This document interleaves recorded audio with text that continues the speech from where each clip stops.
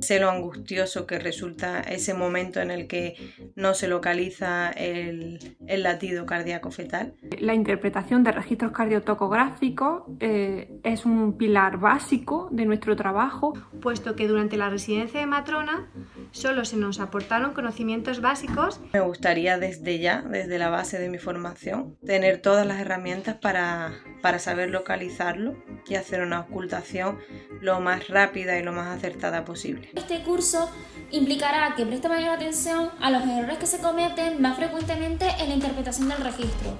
Así que veo fundamental estar actualizados y seguir las últimas recomendaciones.